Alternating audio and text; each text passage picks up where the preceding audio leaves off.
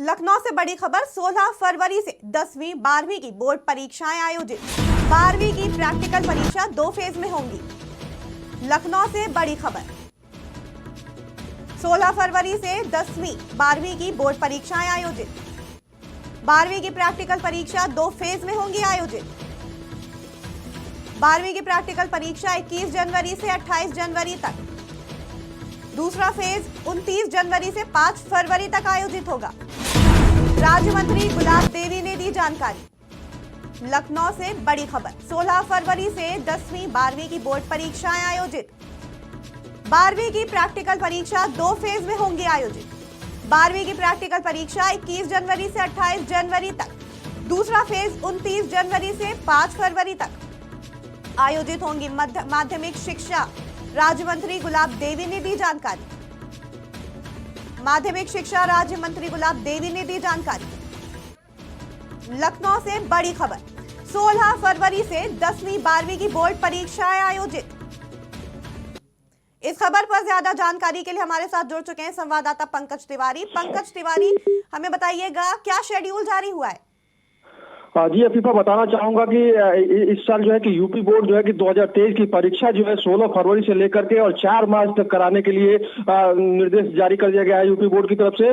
और ये इस परीक्षा का आयोजन किया जा रहा है चूंकि 16 फरवरी से 10वीं और 12वीं की बोर्ड की परीक्षा होगी। आपको बताना चाहेंगे कि इस परीक्षा में लगभग 58,78,329 छात्र और छात्राएं इस परीक्षा में भाग लेंगे।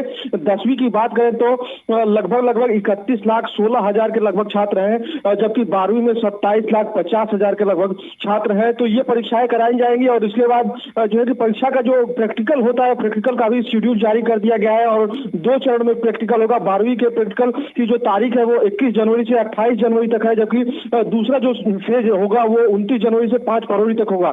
यानी होली के पहले पहले ये सारी परीक्षाएं करा ली जाएंगी। और चूंकि देखा जाए तो G20 समिट भी है और आगे चुनाव भी आने वाले हैं, तो चुनाव के पहले ये परीक्षा यूपी बोर्ड संपन्न करा लेगा। अफीफा जी, पंकज, ठंड को देखते हुए बच्चों के लिए पढ़ाई करना कितना मुश्किल या कितना आसान होगा, क्योंकि स्कूल्स भी बंद कर दिए गए हैं? जी अफीफा, बताना चाहूंगा कि देखिए कल जो है कि जिलाधिकारी लखनऊ की तरफ से भी स्कूल और विद्यालय प्रशासन के लिए ठंड को देखते हुए छुट्टी का जो निर्देश था उसमें संशोधन कर दिया गया।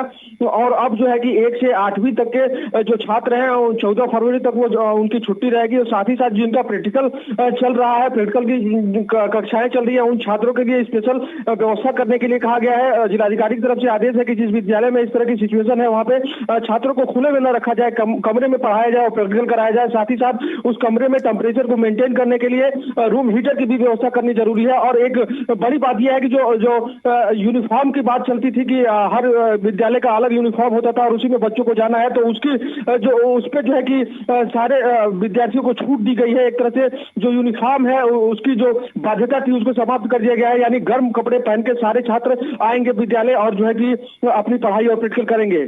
चूंकि जो प्री बोर्ड वाले छात्र हैं उनके लिए चूंकि शासनादेश जारी हुआ है कि उनको ऑनलाइन ही ये सुविधा उपलब्ध कराई जाएगी।